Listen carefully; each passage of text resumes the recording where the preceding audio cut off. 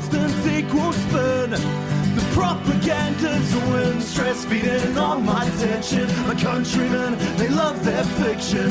Words are now, it's made with good intentions. Welcome to 1 of 200, the Media and Politics podcast here in Aotearoa. I'm joined by my co-host Philip. How you doing, Philip?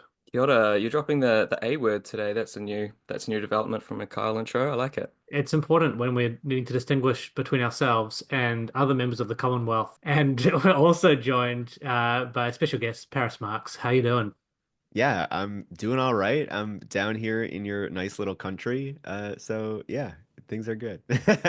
Fantastic. And we're here to talk today about the upcoming Canadian elections. It's been a pretty wild ride following even just the polling. So I think last time you were on the podcast with us, Paris, it was to talk about what's happening in Canada and just do a quick update and preparation then for an election this year. And Trudeau was still in charge. He was on the way out. That seemed to be pretty clear. We had some thoughts about how he might be able to retain power. Didn't do it, decided to step down. Had a runoff among a number of leadership contenders with Mark Carney taking over the party. And almost immediately as he started doing his kind of party leadership honeymoon phase, Trump went on this just wild set of attacks against Canada, which, you know, it's not often that the center-left party gets to do the big strongman act. And Carney did it and it worked. And now things are looking really bad for the Conservatives after they'd been leading for two years in the polling. Yeah, basically. For the past like year and a half to 2 years, it basically looked guaranteed that the Conservatives would be forming a government after the next election. The question was just like, will it be a minority government? Will it be a majority government? It's probably going to be a majority government. And what is that going to mean for us? And then in the past few months, like everything has been flipped on its head. Part of that is because Justin Trudeau left and he was kind of, where a lot of anger was directed for just, the state of things, cost of living, various issues that people have in the country. It wasn't really directed at the Liberals specifically. It was like Justin Trudeau personally. So when he stepped aside, it created an opening for something else, right? For a kind of renewal. And even as that happened, people were pointing to Kamala Harris, right? And what happened in the States and saying, look, people thought, everything was going to work out fine in the States. Joe Biden stepped aside, Kamala Harris, came in. People thought that meant that they were actually going to have a chance at winning the election, and then they completely like blew it. And, now Trump is tearing America and the world apart. But in Canada, it seems to be working, at least so far. We're speaking now, I believe there's about 3 weeks. Yeah, 3 weeks exactly left to the election. And right now, the Liberals are, the way that they're polling, they're probably going to win a majority government, which is hard to believe given the Liberals have been in power for 9 years in Canada already, right? The Conservatives, they're still polling pretty well. Like the Liberals now are polling kind of in the low 40s. The Conservatives are still in like kind of the mid to high 30s range. And if it was any other time, we would say, okay, the Conservatives are a shoe-in to form government if they're polling at this level. But the reason why that is not the case this time is because support has completely collapsed for the smaller parties. So the New Democratic Party, which is, traditionally more of a center-left kind of a party, more to the left of the Liberals, has that relationship with organized labor. They're polling at like 5, 6, 7%, which is just historically low. And they could potentially not even have official party status in the next parliament, which is just wild to think about. The Bloc Québécois, which is the Quebec Separatist Party, they're polling incredibly low as even French speakers in Quebec get behind the Liberals. The Green Party is, basically non-existent. They're probably going to lose their 1 or 2 seats that they have right now. And we also have a party called the People's Party, which, no one really talks about, which is kind of like more of a far right-ish kind of party. But they're not even really in the discussion this election. But yeah, so things are completely changed. And in large part, that is because of the Donald Trump effect. Yeah, it seems I just saw some polling in the last couple of days, and the Liberals have opened up a double-digit lead over the Conservatives now, which is double what it was like 2 or 3 weeks ago. I think, just harking back to that strategy of letting the old leader go, the leader that took a country through COVID. You had it happen with Harris and Biden. You also had it happen here in Aotearoa. Hipkins stepped in for Ardern, and I think one of the clearer differentiations between what Carney and then Harris and then Hipkins have done moving into an election is that there is a clear delineation between Carney and what was happening under Trudeau.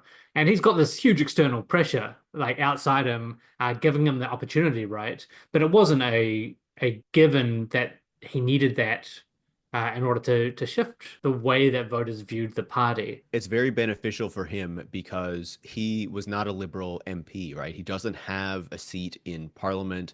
He is basically, this is his first time running for elected office. Even though, yeah, sure, he did some advising to the federal Liberals in Canada, you can't easily tie him to the Liberal Party as it was under Justin Trudeau. And he has also been quick to, try to show that he will be a different kind of a leader. And actually that has been somewhat surprising too, right? Because a lot of the narrative for the past, I don't know, couple of years, I guess, is that Justin Trudeau spent too much money. He took the party too far to the left. That turned people off. And, now the Liberals need to come back to the center, where they can kind of, basically win and blah blah blah, right? And so Carney in his campaign to be leader basically said he would be that guy, right? One of his slogans was "spend less, invest more," whatever that is supposed to mean. Yeah, Sorry, that is yeah, embarrassing. I it's had not totally seen that. stupid. That's Yeah. wonderful. Great central banker stuff there because Mark Carney, of course, was head of the Bank of Canada during the 2008 financial crisis and then head of the Bank of England during Brexit and, all that kind of stuff, right? So that is how he kind of positioned himself. And so people were like, okay, this is a guy who's going to come in. He's going to be cutting spending. This is like at least austerity light that is going to be happening here. We don't have like a costed platform from him yet that will come closer to election day.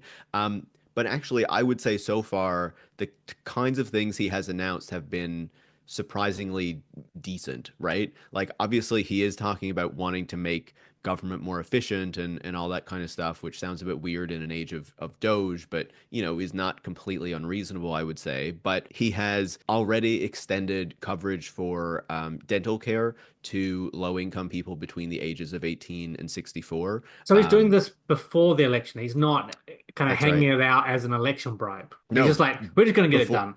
yeah, before the election was even called, he was like, we are going to extend this because we already have however many people who have coverage under this. It's made a big difference to their lives. This will cover so many million more people. And, we know that this is the right thing to do. He's continued to support the public daycare program that Justin Trudeau rolled out, that his government rolled out and was recently in the process of kind of expanding, putting more money into so more public daycare places can be created over the coming years to kind of solidify that program, make sure it's not going anywhere, make sure it's robust into the future.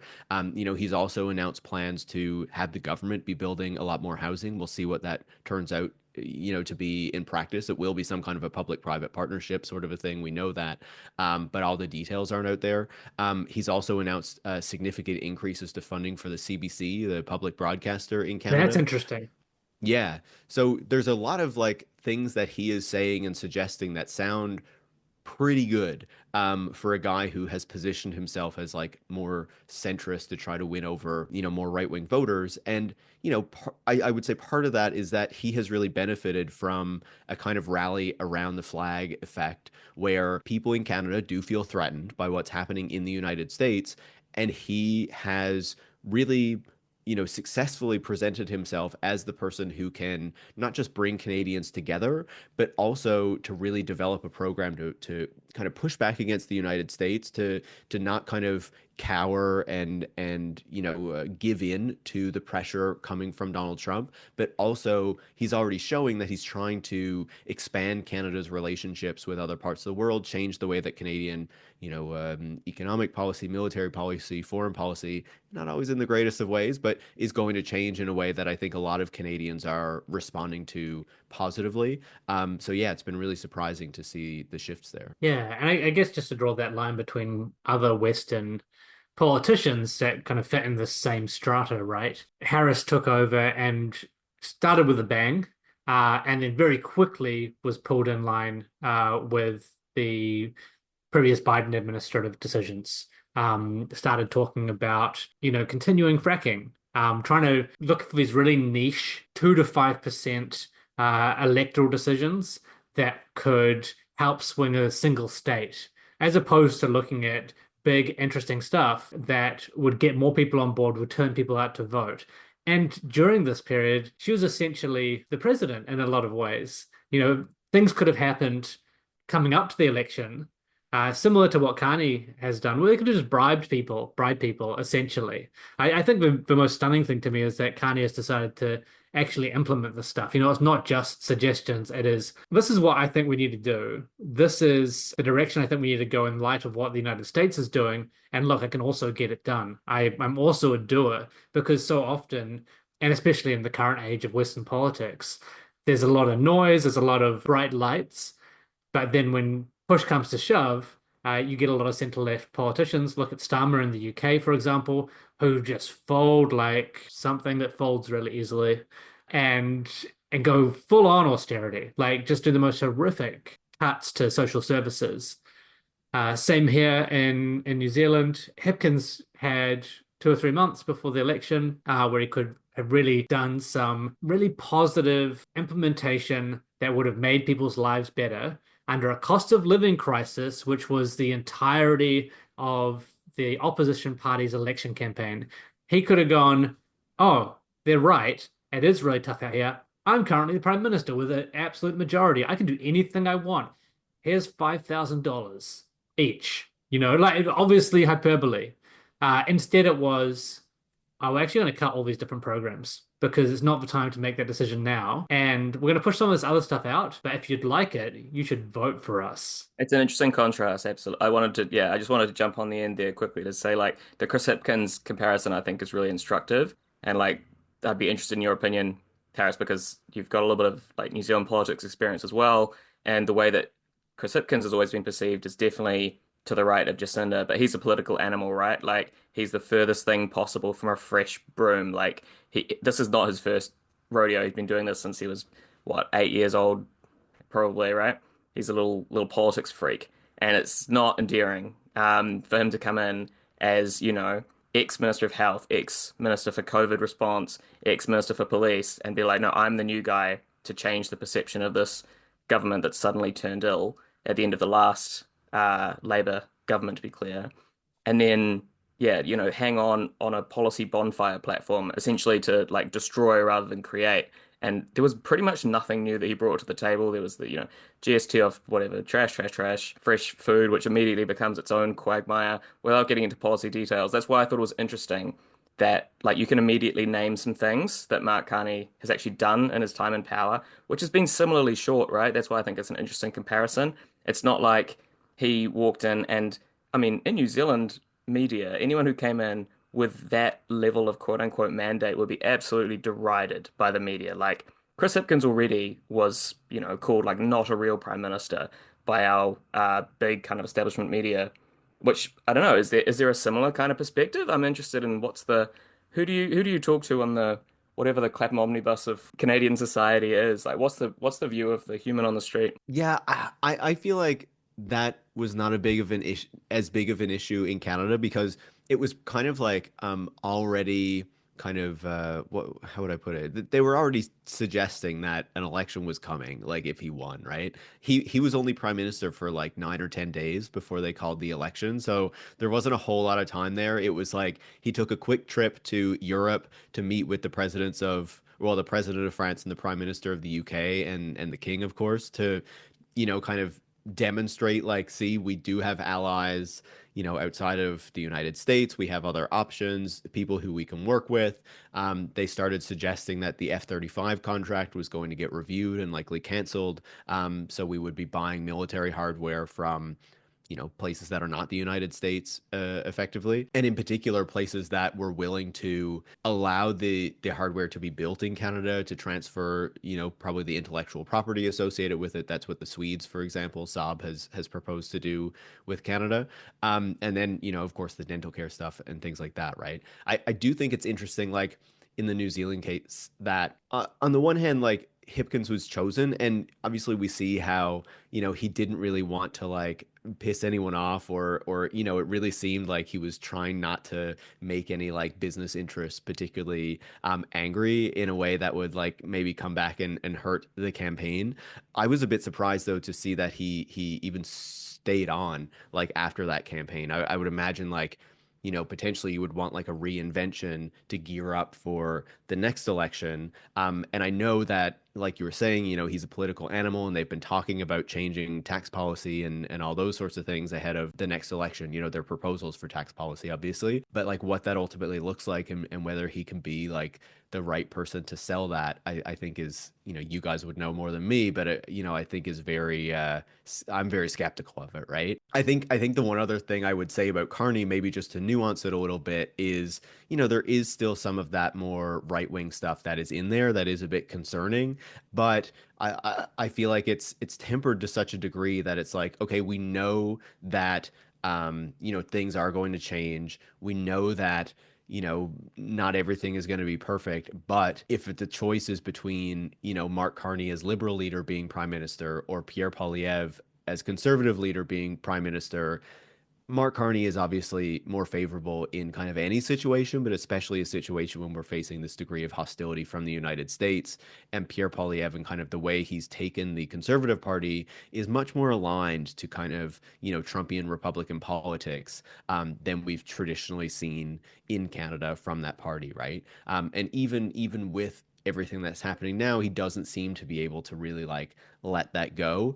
And that's part of the reason why people don't really trust putting him in power at this moment.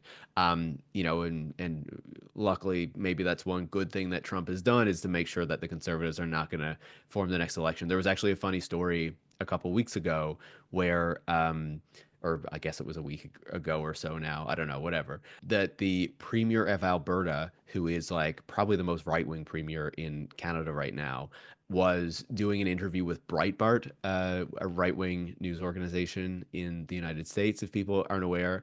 And she was basically quoted as saying like, I've asked the Trump administration to like lay off on the tariffs just for a little while because it's hurting the conservatives in the election, and we want to make sure that they win. And like everyone jumped on those comments. It was like, how can you be so stupid to like say that out loud to media? Like, Incredible. it's just wild. But sorry, one more point, and then but basically on Carney, like he, is obviously doing this stuff that sounds really good. But at the same time, he's still proposing to like build more oil pipelines. He's ditched the carbon tax in Canada, which, I don't necessarily have, a big problem with, but it's unclear what, his actual climate policy is going to be so far. So that is still a worrying part of it.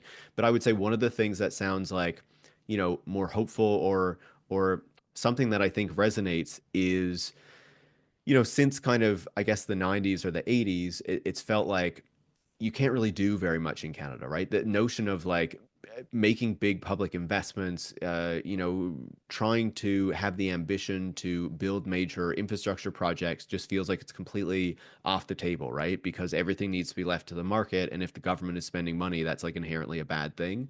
But one of the things that he has talked about explicitly is that, especially in the face of what's happening with the United States, we need to be thinking about what nation building projects look like, what it means to kind of continue to kind of really shore up Canada, to continue to build Canada and its capacities. He's supporting a high-speed rail project between Toronto, Ottawa, Montreal, and Quebec City, which are, almost like half of Canada lives in this like southern Ontario to southern Quebec corridor. I think that there's opportunity there that, if people can be organized once he takes power, that there's potential to get some good things out of that, even recognizing that it's still a liberal government. There's probably still going to be some shitty stuff that they end up doing, but it's far better than what the alternative would have been. But when you say supporting something like that, do you mean in quote unquote investing, as he would say, I imagine, in like an ongoing public-private partnership with like several foreign companies will come in and take all the profits off the top, blah blah blah, right? I assume that's what you'd get from a liberal government. We're not going to get like a actual, nation growth agenda paid for and built and controlled by anything, let alone by the state, right? Yeah, sadly, that would be my guess. And the high-speed rail project that is being proposed right now is basically a public-private partnership as well. They're kind of bringing in like the French high-speed rail or the French rail company to build it, which is probably necessary. I don't think we have that capacity really in Canada. And when he hit the home kind of building program that he's talked about is very clearly, some kind of a public-private partnership. Like this is a guy who was a central banker. He worked at Goldman Sachs. He worked at some investment firm before this. Like, this is kind of this is his area. And I think I would say that I would prefer a high-speed rail line that is fully public, that is owned and run and controlled by a public company. But at this point, if this is what we got to do to get a high-speed rail line that should have been built decades ago, then I'll say, okay, let's fight to make sure it's like as as least bad as it can be. But if a public-private partnership is the pathway to get it done, then all right, let's go for it. Unfortunately, And you can nationalize it later, right? totally, yeah. The really interesting thing, and I think like just for our New Zealand audience, like I'd say there are a lot of lessons here for the direction of the centre left and the West, because there are really clear comparisons between the really drastic failure in the United States and what's happening in Canada now, and the, I would say, almost worse collapse in the UK of their centre left party, UK Labour, under Keir Starmer, which is probably going to end up in a similar situation to Trump in the US, but with a new, more fascist party than the Republicans under Reform on the current and the current direction. And I think, like with this rise in kind of far right rhetoric and policy and coordination, it's just really useful to be clear-eyed about that. I think one of the things you mentioned around the Conservative Party, they'd been kind of trying to do this Trumpian thing and draw these parallels between the cultural hegemony in the United States and what's happening at home in Canada. And that's really alongside the punishment being doled out to Trudeau over COVID and over the cost of living stuff, what had been taking them to such clear polling heights that they were going to, like, they're a shoo-in for this coming election until recently. And this Trump shift has just led to a complete disjunction what they've been able to sell to the public, because you've had Pierre Poilievre like standing up and trying to do the same thing as Mark Carney is, saying like, no, Trump's wrong, like we need to stand for Canada, and trying to do the nationalism thing. But voters aren't that stupid. They can see what he's been doing for the last 4 or 5 years.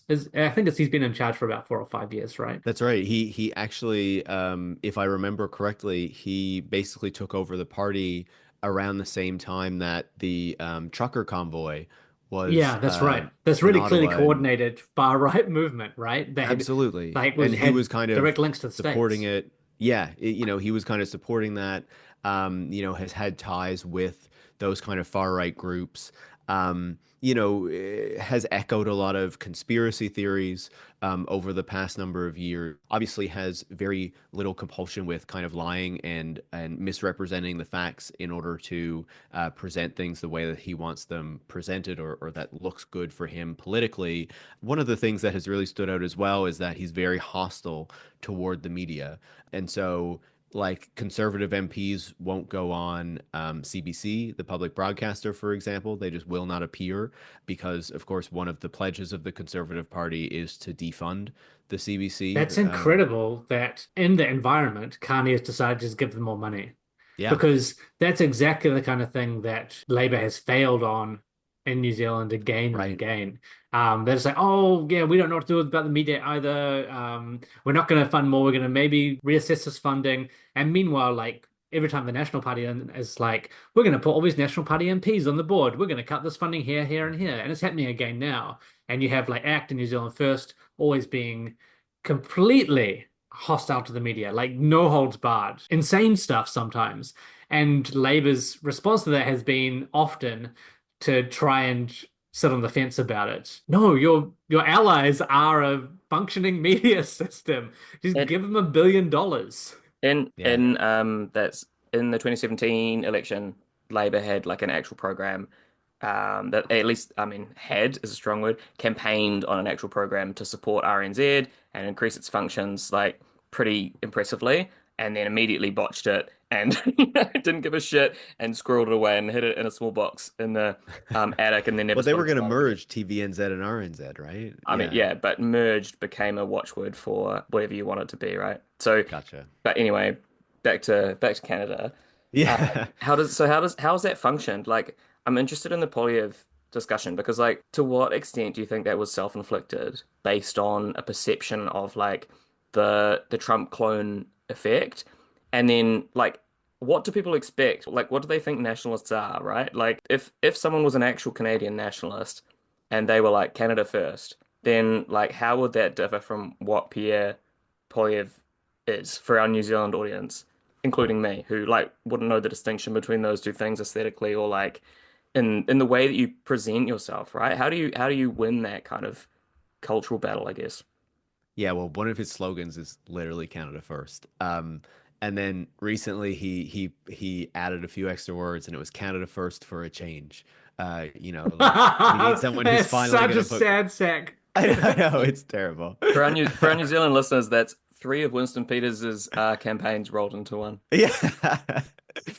But yeah, so he has been embracing a lot of this kind of Trumpian stuff for a while. He in recent years has called for the head of the Bank of Canada to be fired because he is making everything more expensive for people or whatever. Like, he just picks up on really random policies. So he's promoted a lot of crypto and Bitcoin stuff. Like any weird kind of conspiracy linked kind of thing. He's kind of gone after Davos and the World Economic Forum. Like, all this kind of weird like online right-wing weirdo stuff is like what he has kind of championed as his message to the wider public. Part of the reason it worked for him to like get support for a while was that on the one hand, people were obviously frustrated. Cost of living was increasing. There was already this kind of people were fed up with Justin Trudeau. I think it's fair to say, right? And so he was able to seize on that and say, we're going to change things. We're going to make things better. We're going to be good for workers. We're going to build houses, all this kind of crap that, I don't really believe, but he would say it, right? And he didn't really have to put meat on the bones of the policy. And because he avoided the media, he never really had to answer many questions about what he was actually proposing, right? And the even when he did have interactions with media, they didn't tend to push him very hard to actually put some meat on the bones of the policies. And so now when we come around to, on the one hand, the return of Trump to power, and in particular what he has been doing, that has meant that, even some people who were maybe more open to the kind of more Trumpian shtick he was doing are not so open to it anymore for the most part. The other piece of it is, I would imagine a lot of people were kind of just parking their votes with the conservatives because they were fed up with the liberals and Justin Trudeau.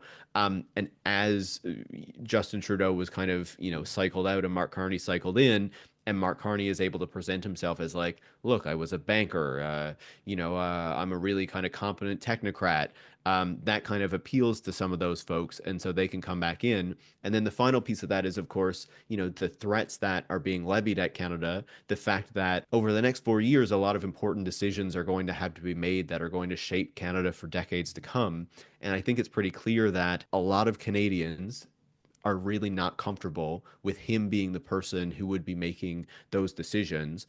And that's why, yes, we have seen conservative support drop, though not as much as I would like it to drop. But, the real, I think, story of the election is that decimation of these other center-left parties, the New Democrats, the Bloc Québécois, and the Green Party, and so many of their voters rallying behind the Liberals because they see very clearly that, like, sure, the Liberals aren't perfect, but there's no chance that Pierre Poilievre can be allowed to form government in this moment. And so you're seeing, this real kind of strategic voting, whatever you want to call it, people being like, even if I don't love the Liberals, even if I don't love Mark Carney, I'm willing to hold my nose and vote for him. And in some cases, people just saying, I'm behind this guy. Like I'm liking what he's saying. Yeah, I think it's an interesting thing with Canada as well, right? Is that your smaller parties all tend to either trend left or be separatist, Yeah, I and, guess, and which even is the different Separatist than Party a lot of other is places. it totally. Even the Separatist Party is more left leaning, right? The only kind of distinction there is they're more racist because they're in Quebec, and they pull from that kind of French tradition of being Of racist. racism. Yeah, yeah, exactly. A respectable pro-racism tradition. Yeah. Well, But yeah, like the hey, anti we know what you mean. We know what you mean. cops, all that kind of shit, But it's fine. It's fine. around Lacey Tay but the thing I would just say on that is there were smaller conservative parties in the past. Yeah. Back in the 90s, there were three conservative parties, the Progressive Conservative, Reform, and Canadian Alliance. But basically in the early 2000s, they all merged up, or maybe it was the late 90s, something like that. They merged back up into what is now the Conservative Party, and they have not split since. I would be interested though if Polyev does lose, as he is poised to do, and this will be like the fourth election in a row that the Conservatives have now lost, and they've tried very different kinds of leaders and all that kind of stuff. I would be interested to see if one of the kind of post-election effects is potentially the kind of fracturing of that coalition that created the current version of the Conservative Party into the more like extreme faction that is represented by Pierre Poilievre and also a lot of kind of the conservative parties in the West, so in British Columbia, Alberta, Saskatchewan, and then more of the old progressive conservative party, as it was called, which is more of an East Coast sort of a thing and not as extreme. Which currently, if anyone's paid attention to Canadian politics, is kind of represented by Doug Ford, the Premier of Ontario, who has kind of presented himself as Captain Canada, who works really well with the federal Liberals, has been like wearing hats like Donald Trump has, but his is Canada is not for sale. Like he is this populist kind of figure, but in a very different mold from a Pierre Poilievre. And there was this story a few weeks ago that as the election was about to be called, Pierre Poilievre called up Doug Ford and was like, and there was recently an election in Ontario. And like, so this is weeks after the election was finished, finally called him up and was like, hey, congratulations on winning your new majority government there in Ontario. Like, can you guys help us in the federal election that's coming? And Doug Ford was basically like, nah, I'm too busy governing Ontario. I'm not supporting you. So good. But this is the thing, like so many of these right-wing apparatus are so defunct now. It's this little in-house fucking machine that does it actively pushes people away and cuts people off. So it's nice to see a situation where that's actually being punished. I mean, you're seeing it happening in the States right now, right? The only way they're able to get this stuff done is brutally use the powers of state. And they're keeping a really tight core of what 19 to 25-year-olds are just running around destroying the public service because they can't get any of these other people like working with them effectively. I think even DeSantis is at times at odds with the Trump White House, right? Like, and DeSantis is a piece of shit. Like he's a really evil guy, but this is how they operate. They're always going to self-destruct and destroy each other and lash out. We're seeing that happen constantly in the Trump White House.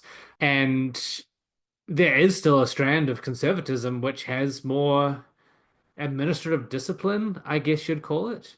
It's certainly not something that you're generally seeing in New Zealand as much, but that's because we've got a different model of Overton window, right? Like where the far right parties are used to lead the major party rather than fight with them. But you can only imagine that will, or you can imagine that will only last for so long. And I guess the other side of that is, Canada's a real country and we're kind of not down here.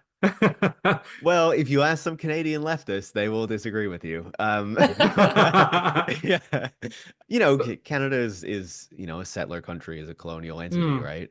By that I mean just like you have people who are doing Yeah. they have a lot of population and they're having to have really specific and serious administrative skill. Totally. They have to network in order to function even as a settler colonial state, right? Yeah. Oh, Uh, 40 million is different from 5 million. Yeah, I yeah, just a take your little. point. no, Yeah, but I yeah. mean, look, we're pretty spread out for a country. Our country also sucks a lot. We're also very spread out, and we don't have Are you saying New places. Zealanders are spread out and Canadians are not? No, I'm not saying Canadians are not. I'm Oh, saying this is okay. the connection, right? This is why you're our friends to the north. Like it's Yeah. the same. It's the same curse Oh, we, we're spread out from one another. Okay. Yeah, right? yeah, Yeah, yeah. yeah, Yeah. yeah. No, Yeah. exactly. And it Well, just, sorry, go ahead. I was just gonna say, this is the similarity, right? Like we're next to a belligerent neighbor with like famously racist tendencies when we keep our racism like slightly more subsumed and like behind a cup of tea or whatever. But I mean, it's essentially the same program, you know? And like, I was just looking at a graph over time of like polling. Have you guys heard of MMP? Because it might We have solve actually. some of your polling issues. We we have been having a discussion about MMP for at least 3 decades, I bet. maybe five. Yeah. And there have been moments where it's looked like we've been really close to adopting it. And then the liberals and the conservatives make sure that doesn't happen. No, because look, Bec- like I'm just looking at this like trajectory over the last period, and it looks like because look, I remember we had this conversation, I think maybe after the last Canadian election, where you were saying like the NDP, the New Democratic Party, that's the more traditionally kind of centre left party as opposed to the kind of centrist party, had bought into this deal that was potentially quite toxic and would end up wearing the diseases of their friends, the liberals, and like against. Probably, I agree. I agree. In New Zealand, we've had that pattern over and over again until pretty recently. That's been the pattern. But it looks like I don't know. And since 2021, they've been doing pretty well. They've kind of stuck around 20% polling wise, right? Until only pretty recently, and then yeah. tanked brutally. Well, and basically what was happening there was as people were pissed off with the liberals, you had Mm. some of those folks go to the conservatives and some of them go to the New Democrats and kind of park their votes on both sides. And now, since Justin Trudeau has left, since you have a new leader, since you have this kind of national existential crisis, that has completely, eaten into the New Democrats and their kind of vote and support. How is Okay. that? It's actually probably a useful thing just to like chip into a little bit, but how was the NDP not more prepared to respond to that? The Jagmeet Singh's still the leader, right? Yep, that's He's right. been around for a little while. I believe this is his Long time. third election. Yeah, you'd expect it at least a little bit more political nous about how to position oneself and how to have like started eating the Liberals' lunch a little bit more prior to this happening. I mean, did they get up over mid-20s, the NDP for a little bit there, I would assume so, yeah. and just gone like that. Like what has gone wrong for the minor party of the left, the NDP in Canada? Well, I think part of it is that it's kind of abandoned that notion of being a left party to a certain degree, right? So I would say this. I think that they have some real wins from the past few years from having this agreement with the liberals. They ensured that a really kind of watered down version of a pharmacare plan started to be implemented. It still needs to be massively expanded. They can claim responsibility for the dental care program, that ultimately rolled out and has now been expanded. Again, I don't love the way it was rolled out. I don't love the way it's structured, but at least it's something. They pushed for positive changes to kind of electoral rules and things like that people don't, pay as much attention to because they're not so visible. A lot of those kind of social policy developments over the past number of years came thanks to that support. Also, a bill kind of banning scab workers when workers go on strike and things like that. So they achieved some wins for the unions as well, which is really good to see. Did the electorate see those as NDP wins, though, or were they just chalked up as Liberal wins because Liberals were in government? Exactly, exactly. They see them Ah, as liberal things that the liberals did. Even though, I think that they can make a fair argument that not all that stuff would have gotten done if the New Democrats weren't there, kind of holding their votes as ransom, in order to keep the parliament going and to make sure that the liberals that were polling incredibly terribly, were able to avoid going to an election and kind of getting wiped out. But I would say the other piece of that is that the New Democrats, their communications have been absolutely dog shit. Like, they cannot communicate to save their lives. And I think Jagmeet Singh should have gone after the last election to allow some sort of renewal. I think the difficulty there was that once they formed this agreement with the Liberals, they couldn't easily kind of, eject their leader after that happened, because you needed someone to kind of keep that relationship together, right? Maybe they should have gotten rid of him like a year ago, and gotten a new leader. But unfortunately, they haven't done that. He's definitely out after this election. But like when you look back at his tenure as leader of the NDP, you are going to see these wins from this deal that they had with the Liberals, but you're also going to see this decline of the NDP significantly, kind of election after election after election, where this big wave of support that the New Democrats had back in the mid 2010s has been totally wiped out. And now we might see not just a new Democratic Party that is not going to have official party status, which is 12 seats in Parliament. Like, they might only have 5 or 6 seats after this, which is wild to think if current polling is accurate. Singh himself might not even win his seat on current polling.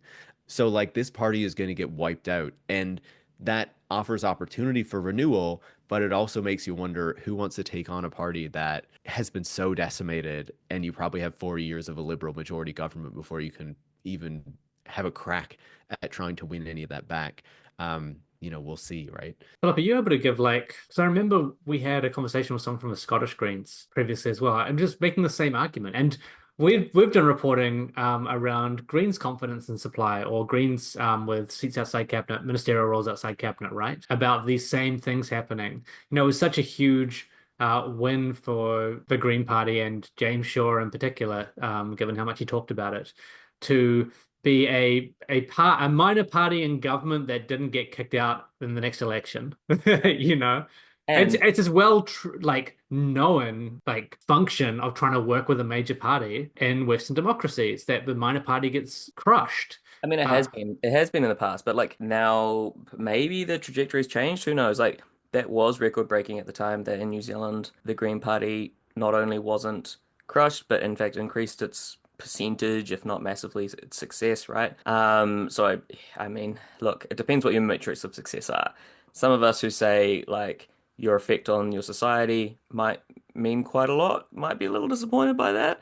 But if you think like numbers on a spreadsheet are good and percentage go up is a win, then that's what you want. But yeah, that's why I was curious to hear about the NDP perspective, I think, and I, especially I feel like in terms of policy this election, like, it just feels like they're grasping at straws. Like, it's like they don't really know what to present to people or what to argue. Like, they just seem lost. They really do. well, this would have been the secondary effect of Carney taking some of the things that NDP had helped create, like the Yeah, dental and the childcare, and going, "I'm doing it right now. It's mine." but Right? exactly. also but also to But be it's also, they're kind of timid, right? Like, it's a Okay. party that had socialist roots, that has over time continually watered that down, taken the word socialist out of the party constitution. Like, even talking about public telecom, and because a big issue in Canada is the cost of like cell phone bills and internet and things like that, right? Which a lot of people perceive, and I would say correctly, are too expensive, because we have a few major telecom, like Sounds basically a very telecom familiar oligopoly. somehow. Exactly. yeah, It's quite similar, I mean, right? that should be the Labour Party of Canada, right? It's just that Yeah. like it's been bastardized downwards and downwards, and similarly like the Liberal Party is kind of the natural party of government. So like it is, I think, confusing to New Zealanders because our political structure is so different, both kind of structurally and like Carl was saying in terms of Overton window per party, we do have Yeah. a very different set of expectations. But Well, I typically say this, right? Like if you're familiar with British politics, then after the Second World War, you had the reversal of the Liberals and the Labour Party, right? In terms of who was going to be like the second major party alongside the Conservatives. In Canada, that flip never happened, and so we still have the Conservatives and the Liberals as the two major ones. New Democrats occasionally form government on the provincial level, but have never done so on the federal level. Yeah, no, it's interesting, and I think like that historical development that has come only pretty recently, both in New Zealand and who knows, maybe like I think the potential was there in Canada. I don't know if that's a good development, to be clear. Like I think the maintenance of polling isn't necessarily a sign of success. Like it's a sign of maintaining a base, but is that the base you needed to achieve your objectives? I don't think that's yet proven. And like the Scottish Greens would say no from the conversations we've had, right? And Austrian Greens, obviously massive shift. The left in Germany is like well publicized. Ireland was just absolutely destroyed. It's fascinating, I think, the history of like minority leftist parties introduced as a partner with a larger, more center-left partner into like a governing arrangement. Like I think the trajectory of that needs to be studied really carefully for the electoral left. And like this is whatever happens, I think it's going to be an interesting lesson, like both watching what the NDP ends up with, and obviously like Bloc Québécois is its own kind of kettle of fish, and then like the Greens, as you say, probably going to be even less relevant than they were before. Well, they're going to be irrelevant, which is again, that's like this is one of the going to be the interesting kind of post-election stories, right? Like if it plays out how it's playing out right now, you're going to have a liberal majority government is what it currently looks like. Again, recognizing that there's 3 weeks left, that debates still have to come, that things could change. And then the question is, okay, how does Mark Carney actually lead when he's prime minister? Because he's making a lot of promises right now. How is he going to pay for all that when, the deficit in Canada is already in the tens of billions of dollars? Like, that is an open question. And when he is talking, kind of signaling some austerity-ish kind of things as well. So how does that fit with all of this, supposed spending that he's suggesting he's going to do? The Conservatives, can they stay together? How are they going to try to, push back on this liberal government? If there's 4 years of a majority government, what do they do to rebuild then? Do they come apart once again? Then the smaller parties, it's like, how did the New Democrats reinvent themselves? Can the left actually kind of retake, some degree, like the leadership of that party and try to present a more kind of, explicitly left-wing, kind of more populist approach? Or is it decimated to such a degree that nobody really wants to take that on? The Bloc Québécois, whatever, they're going to keep, advocating for Quebec sovereignty and stuff like that. Whatever, they'll find someone to do that. It's not a big deal. The Greens have been led by this woman called Elizabeth May for like, I don't know, probably 20 years or something. Like, she is just been there forever. Even the brief couple of years where they got rid of her, she basically like stabbed the new leader in the back and came back again. So I think it's going to be good for them to be reduced to zero. She's looks like she's going to lose her seat finally. And then it's like they need to, have her, she needs to go away. Let's put it that way. If they have any chance, she needs to finally retire and, go live in Vancouver or Victoria Island somewhere and just enjoy her senior years. This is why you need a Bob Brown, man. Pick an island. Yeah. No, yeah, I totally hear you. Like, I think it's fast. I just think it's fascinating the structural stuff, right? Like the differences between these different, like, relatively similar kind of orthodox Commonwealth countries, which have, comparative histories and different kind of political strands and philosophies and stuff.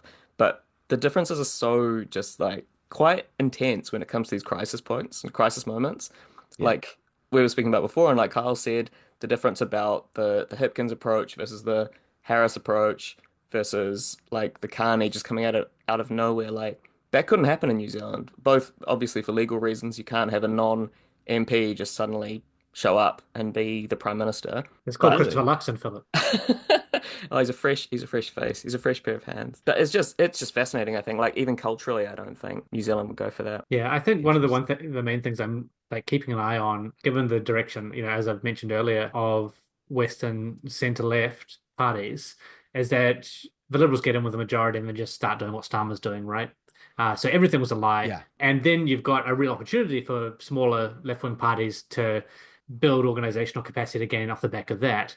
And at least you have those parties there. Unlike in the UK, where the Greens are kind of there, I guess. But now you've got this huge, like, billionaire-backed Reform Party running around doing fake left populism in some cases, just snapping up so many votes for what looks like is going to be outright fascism. So I think, like, at least having the administrative machinery behind those smaller left parties means that there's always an opportunity there, but it depends on what Carney's Liberal Party decides to do. Yeah, and I think I would say this as well, which, is maybe kind of interesting. I feel like Canada's in this moment where it is really being forced to pivot because of, reasons that are outside of its control.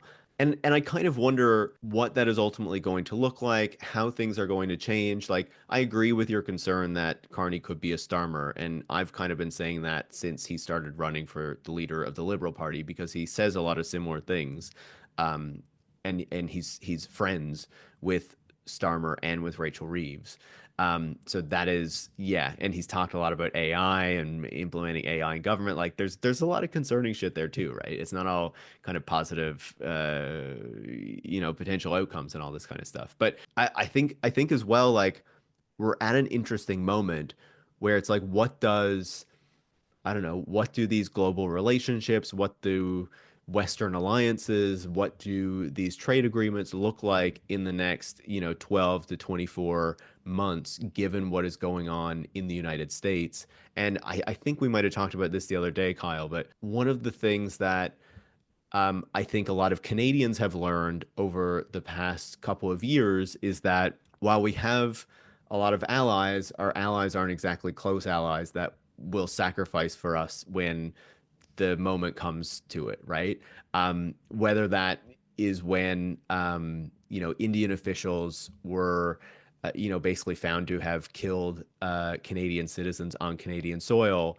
And Canada kind of looked around at its allies and they were like, yeah, that's kind of bad news, but India's like our kind of economic bulwark against China, so we don't want to really piss them off. So we're not really going to do anything about that.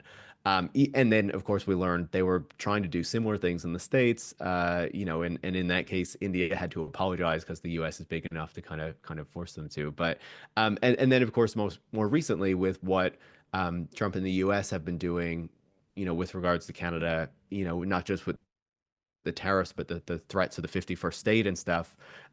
Some countries have said it's not so great. Other countries have not said much at all. The UK, which you would presume would be kind of one of our closest allies, given, historical reasons and the fact that their king is still our head of state, wouldn't say anything at all because they want a trade deal with the United States. And so I guess for me, I wonder, like, what is this next period going to look like? Canada has been forced into kind of reckoning with the new America quicker than others because we're on the border and Trump has targeted us first. But now that Trump has done his Liberation Day with his broader tariffs and, we have yet to see what he's going to bring down the pike next. I wonder if there is really going to be an opportunity to start to imagine a different world order that doesn't have the United States at the center of it, because it often feels like, when we think about like Western countries and the Western Alliance, it's like all of these countries that are just focused on like doing business with America, and not so much like everyone else that's supposedly like in this alliance. So I don't know, does it change? Do we have opportunities to shift things? Will Canada and New Zealand be working together more closely in the years to come? Who knows? I think that's a pretty good place to end it with Sure. a few questions for the audience to Okay. mull on Yeah. over the next few weeks. We're going to have a live stream of the Canadian election, all going to plan. It's April 28th in Canada. It'll be April 29th here, probably starting just after midday. So head over to YouTube and subscribe to us, and you'll get a little Luckily, unlike the alert. Americans, our elections are usually decided pretty quickly, other than the fact that we have like a million time zones. So we just need to wait for the, results to start rolling out in the the more Western provinces, right? You've got a sneak peek of just how interesting it's going to be. That's nice. That's Yeah. actually better. I prefer at least you have to wait for some results. The problem in New Zealand now is our results are too efficient. So they all come in Right. straight away and then things change by, tiny margins. And you go, well, we kind of knew that an hour and a half ago. So Well, are we still live streaming right now or? sometimes the folks on the West Coast are like, the election's decided before the polls even close here. Like, it's not fair. It's not fair. Yeah, because so much of the population is in like Quebec and Ontario, right? And the Yeah, stop polls the close count. there. The count begins, and like the people in BC are still voting. We need to stop the count movement for the West Yeah, Coast. I Well, think that's the totally. maybe we can kick that off on live stream in a few weeks. Thank you so much for joining us, Paris. Absolutely. And I would also say I don't know when this is going live, but I'm Next doing a couple of live days. I'm doing an event in Auckland on Thursday, April 10th, I think that would be. Yeah, I'm sure you can like put information in the show notes, or I'll be, tweeting about it or blue skying about it or whatever we call it, if you want to find information about that. But yeah, if people want to come out, basically is what I'm saying. And thank you, Philip, my co-host. Cheers, awesome. If you want to know more about Mark Carney, listen to James Shaw's first podcast episode that he had. It was awful, and Mark Carney was his guest. Oh my Was that God. like I'm 7 gonna years have to ago? go listen to that That's a now. long time ago. Go back and find it, Paris. You'll have a wild time. Oh gosh. No one listened to that. I'm not putting that link in the summary, but I will put a link to Paris's talk I specifically in there. request not to put that link in the summary because it sucks. It's bad, and no one should listen to it. Fantastic. Hey, thanks so much for listening, everyone. Like, share, subscribe as per usual. And we'll catch you again on the weekend for current events. See you then. If artificers are then I'm living a pointless life, but learning all your lessons. Fucking politics, there's no distinction. The road's upon now is paved with good intentions. And I'll admit that I'm at a loss for what to say when they criticism cost me ought to stay. Cause I live amongst the people every day. In this vindictive, forgetful fucking rain, it feels like we're on the road to hell.